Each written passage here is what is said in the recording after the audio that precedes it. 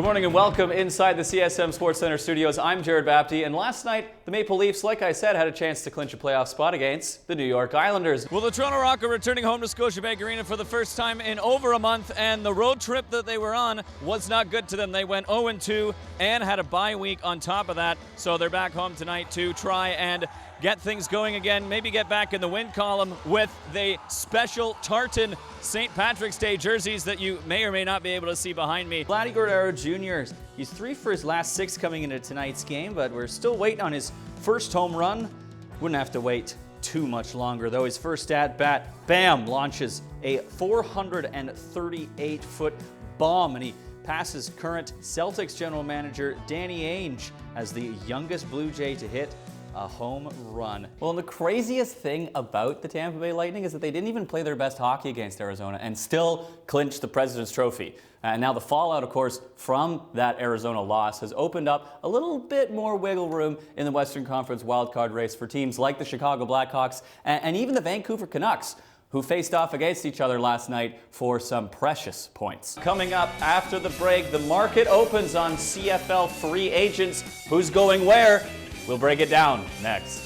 Now, this Sunday's game could be Bo Levi Mitchell's last in the CFL. Not only is he a free agent this offseason, but there are multiple NFL teams interested in signing him. But I'm sure he'd like to go out on the highest of notes, at least for this season, a second Grey Cup title.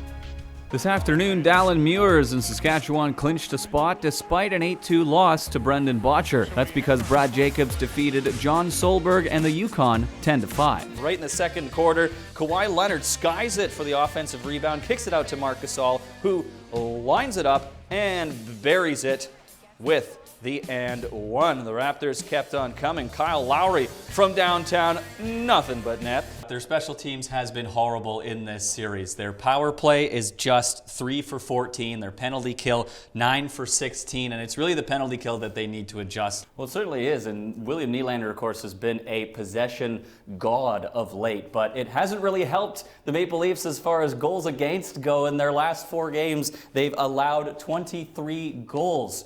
Do you think there's a mentality change that needs to happen in this locker room? There's Ovechkin, that 11-game point streak. He's looking to extend it in this one. Caps already up 2-0 in the first. Ovi's point shot. I don't think that's how he wanted to continue his point streak. That's right, we're talking about the young guns for the Calder Trophy. Our first panel of the afternoon, Quentin Briggs, Jen Wells, and Steve Crompton. And first, let's talk about the youngster out of Vancouver who had a ferocious start to the season, Quentin. Jordan Binnington. We think that Jordan Binnington is going to win the Calder Trophy this season. And the last 2 goaltenders to do that were Andrew Raycroft and Steve Mason. So hopefully that's not an indicator on how his career continues. It's got to be the Raptors. This guy right here, he's going off.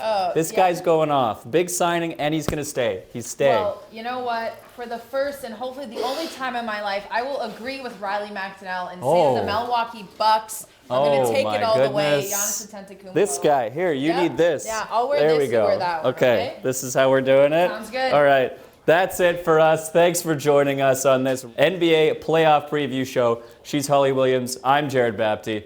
Thanks for tuning in.